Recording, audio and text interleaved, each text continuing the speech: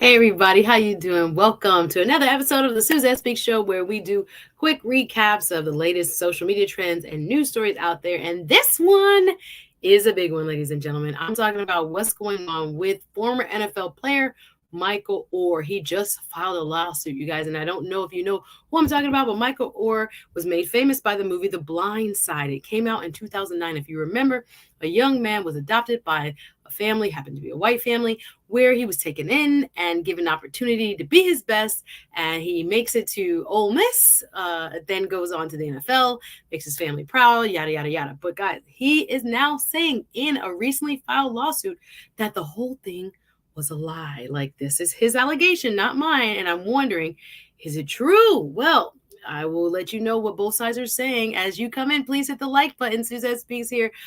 Just doing a quick recap on what's going on. I want to welcome you. If you're watching live, hit the like button. If you're watching team replay, go ahead and hit the like button as well. But we're talking about the lawsuit filed Monday by ex-NFL player Michael Oher. He served 8 years in the National Football League. He also made 2 Super Bowl appearances, and he has had an extremely powerful impact on the culture through his story. Again, he was homeless at a time. He was a ward of the state at the age of 11, and his mother struggled with substance abuse, and he met this nice family, the Tuohys. Again, we saw them depicted in the Blindside movie in 2009, and they were his saviors. And some people would say that like as a trope in movies, you know, the white savior family comes in helping the poor Black child. But again, if they have good hearts about it, I don't have a problem with it. I want people who love people to actually, extend their generosity to anybody who needs help. So I, like so many other people, fell in love with this story, but now my heart is truly broken by the allegations being made by Mr. Michael Oher. So let's get into it. Hit the like button as you come in. So what is he exactly saying?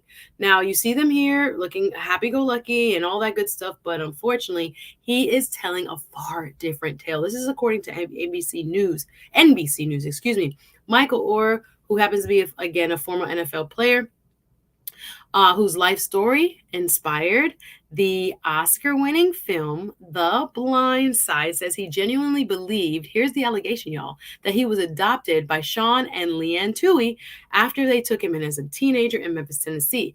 Now he's saying, hey, how are you, Shay? Good to see you there. Hey, David Hunt, how you doing? And now he says he was never officially adopted. He is saying that instead, when he signed papers at the age of 18 back in 2004, what he gave them was a conservatorship over him. And we'll get into what that actually means legally. And we've heard that term from Miss Britney Spears. But could this be true? Again, this is a scathing lawsuit.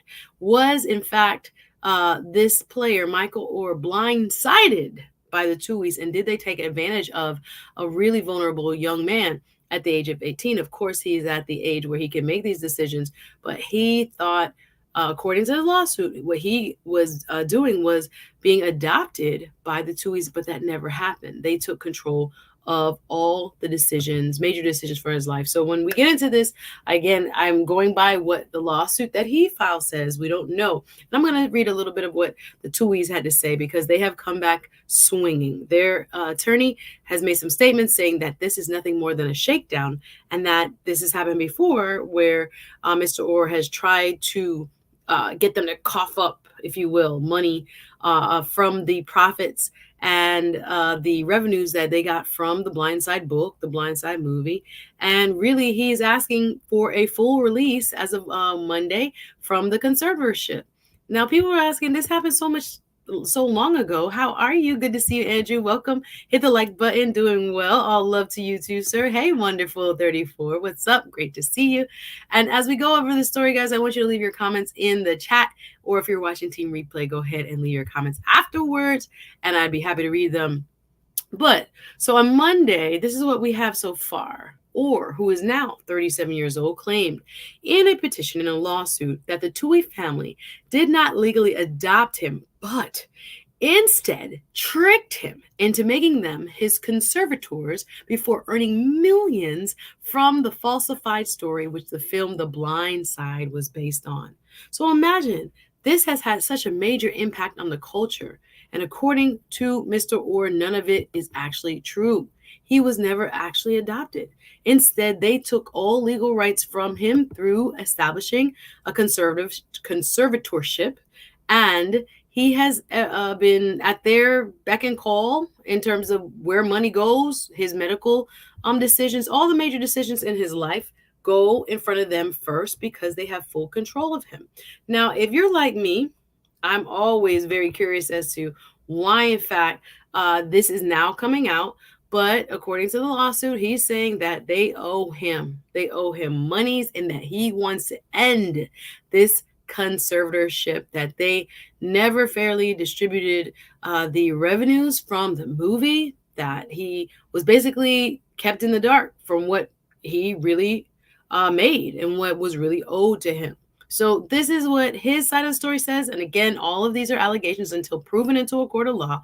But again, this former NFLer now is speaking out boldly through this recently filed lawsuit that he's saying that they never adopted him. All of this movie that we've all grown to love is in fact a lie. So now, 20 years later, Oher says that the couple misled him into signing away his legal rights and entering into a conservatorship under the guise that it would legally make him a family member. He said he just found out, y'all, that he's not a member of the family. That was not ever done through the conservatorship. And this is according to NBC News. So a shout out to RM. I see you, darling. Great to have you, one of my fantastic moderators in the building. But yeah, so this is absolutely shocking, you guys, because this was like a feel-good movie that had so much Oscar buzz and won an Oscar for Sandra Bullock, who depicted the mother, Leigh Tuohy, in the film. And it was just so endearing to see this kind of cross-racial family that, you know, opened its doors to a young man who was, at the time that they met him in his teens, he was actually homeless, and gave him an opportunity to go to college and become, you know, the best he could be, enter the NFL, et cetera, et cetera.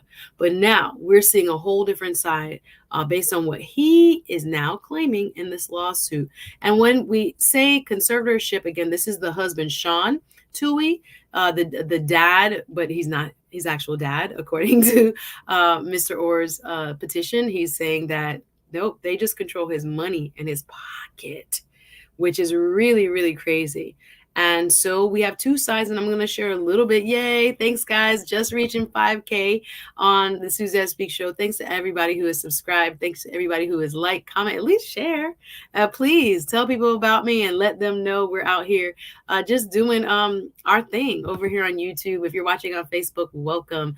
And if you want to support, I would love it. You guys can always join me on Patreon. Patreon is my members only supporters who come through. I do exclusive shows there, and they keep me basically going. I don't have any YouTube super chats right now. I'm suspended, so I will not be monetized for, I think, until October. So shout out to everybody who's out there supporting me on the Patreon side, and shout out to everybody watching. All right, so back to the story. So we're gonna get a little bit into the other side, right? What are the Tuohys actually saying? So the Tuohys, as you please, come in, hit the like button. Hey, everybody watching live. So before we get there, conservatorships are legal arrangements that can strip people of their civil rights, putting third parties in charge of their ability to make contract or even medical decisions for themselves. So as a young man, what Mr. Oher is alleging is that he had no power. He had signed it over thinking it was in order for them to adopt him. That never happened. But all other financial and other decisions were now in their hands, and it is still in operation to this day. He has filed a lawsuit to try to end this conservatorship according to his filings. But again, there are two sides to every story. You're going to hear a little bit about what they're saying. And in their point of view, they came out swinging after this lawsuit was filed on Monday, y'all. So the Tuohy family now says that Mr. Oher, Michael Oher, is attempting to threaten them. This was the headline from People Magazine, fair use, you guys. They are now saying he has attempted in the past to threaten them with a negative press over a $15 million shakedown that Mr. Oher has been coming at them for years, according to their public statements. Okay. And again, this is every story, every lawsuit has two sides. We got to wait till what happens in court comes out. But according to this filing, this public statement and the response by the Tuohy family. The attorney for Sean and Leanne Tuohy alleged that the Blindside subject, Michael Oher, has attempted to run this play, several times before in their statement to the magazine there. So again, that's the family. They said they have been dividing up the resources, the revenue basically from the movie, the book, 5 ways between all their family members, and have been very fair to him and given him his due. Now we're going to need a forensic accounting of everything that has taken place since he signed that document to give them the power that they have had over him as conservators of his affairs. So looking at it now, they said through their attorney, Mr. Singer's statements, and I'll just kind of highlight a few pieces here that were of interest to me. He says, sadly, Mr. Oher has finally found, this is what he's calling his attorney, Mr. Oher's attorney, a willing enabler to file this ludicrous lawsuit as a cynical attempt to drum up attention in the middle of his latest book tour. Now, that's what they say my brother is doing. They're claiming that he's only doing this to drum up attention for his book. That's kind of low. Are you falling for it, guys? If this is the Tuohy's version, they're saying the public is falling for it, and they're telling you don't fall for the fake. But was he actually blindsided? What is the situation? This is their version of the facts. And again, I'm sure more facts will come out. He has been very public now, making the statements across, different platforms. Mr. Oher has saying that the movie was a lie, that he was never adopted, that they have been trying to control him and his money, and that he wants it back, whatever he is owed. This is a big, big, scandalous, end to what was like a fairy tale, an American, the story captured the imagination, the American story of this unique family and what they symbolize for our country, a unity that we had never seen on the big screen, right? Cross-racial adoption. He has been very successful as an NFL player. Their family has been advocates for adoption since this. They have put together a foundation. They go around speaking. They have, helped underserved children. They have used this basically as a platform to this time. So now to think that all of it, according to his lawsuit, could have been a lie is really shocking, guys. So they go on to say, the family goes on to say, let me bring this up a little bigger. Anyone with a modicum of sense can see that the outlandish claims made by Michael Oher about the Tuohy family are hurtful and absurd. This is their attorney in a written statement. The idea that the Tuohys have ever sought to profit off of Mr. Oher is not only offensive, it is transparently ridiculous. Woo. They want to make sure their names are being clear, not just standing on the sideline. Hey, Doug, how are you? Good to see you, my friend. All right, Max Jerome, how are you? Good to see you. But going over this crazy lawsuit, y'all, I want to know what you think. Please leave your comments below and let me know, what you think is going to happen, who you believe. Again, there are 2 sides. Maybe they say 3. Your side, my side, and the truth. But we're not going to render any judgment here, right? I'm going to wait and see what other facts come out. But I wanted you to become informed because, again, this was such a part of the, American, Hollywood folklore of a story of this type where, again, a family opened their arms to this young man. And it is crazy to believe his version of the facts, right? What he alleges. Again, everyone is innocent. They'll prove it otherwise. But we're looking at what is pretty much, a total fabrication of what is one of the most popular movies, made over $300 million. And he's alleging that in their contract, the Tuohys as conservators got 2%. That's an allegation from the $300 million. And he's just like, I need to see it. I need to know where it is. And he's trying to figure out where all this money is according to his filing. So what more will come out? It's going to be very sticky.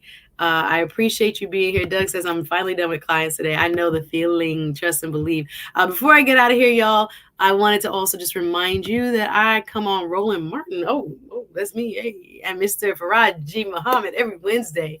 We had an amazing show today talking about the newest charges filed against Donald Trump. All right. So we went deep into what happened in Georgia. We also went over this case, the Tuohys, and what happened with Michael Oher. We talked a little bit of Kiki Palmer as well. And of course, if you haven't heard what happened in Tulsa, Oklahoma with the survivors of the Tulsa race massacre, well, the state is pushing back, trying not to give them any type of compensation. 3 remaining survivors, right? This case was from 1921 when Tulsa was bombed. We went in deep today on that show. I just want to make sure you guys know I'm there live.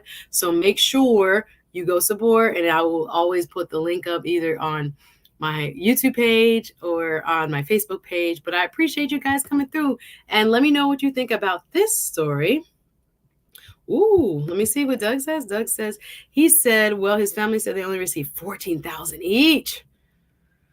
Wait, there's a lot. There's a lot of back and forth. Yes, I agree with you, Shay. I hope he wins. Well, we'll see. Like I said, if they did anything wrong, I'll put it like that. That's my caveat. If they actually tried to withhold or exploit him in any way, it's a huge deal to set a precedent that, we want to deter this type of behavior, and they deserve, honestly, to see, themselves kind of held to the justice of what the law provides. So it is scary to think that, again, that is a possibility. We do not know. We're going to wait till all the facts come out. Yes, Doug, for the Tulsa race massacre, they're all over 100 years old, and it seems like the state of Oklahoma is really, they're just stalling so that maybe these survivors don't see the day where they get any type of compensation. They will be, however, petitioning up to the Supreme Court of Oklahoma. Hopefully they do the right thing and see fit to award some degree of compensation. It's necessary, to make these survivors whole. They have removed from the lawsuit, a judge had ruled that descendants can no longer petition and only can be the people that were actually impacted by the 1921 bombings and shooting of innocent people, destroying one of the most prosperous Black communities in the country at the time, where you go now and you don't barely see a remnant of what was there. So can they be made whole? Should they be made whole? Absolutely. We will see if the courts say the same thing in Oklahoma. Lana L, what's up? Says, yes, I believe Michael Oher. She's with Team Michael Oher. I see you. Rock Stone says, Black athletes taken in by white families is not uncommon. My brother said the same thing. He was like, boy, everybody who comes over here from like other countries that play like football or basketball, this could be a bigger issue and set a bigger precedent for, families that do this all the time. I heard that coaches, families all the time take kids in from other places. O.C. Brown, Patrick Willis, Todd Williams, okay, Keith Bullock, Marcus Dixon, Jeremy Macklin, Colin Kaepernick. Listen, the list is mighty long. I agree with you. The list is mighty long. So there is a precedent that we see. This is kind of common. So do you look at it as exploitation? Again, he was 18. He says soon after he was of age, he signed it. So, but he was still very vulnerable. He was someone who had lived on the streets, had, a mother suffering from substance abuse and all kinds of stuff. Right? Ward of the state. So when you see people that are willing to help you like this, you trust them. You hope that this is your lifeline, right? And then there goes the paperwork, right? The paperwork was not adoption. Even adults can be adopted, right? Even though you turn 18, adults can be adopted, but they chose the conservatorship route instead. So it's very interesting. I have a lot of questions about that. Lana says, give us reparations. I see you, darling. We must demand reparations.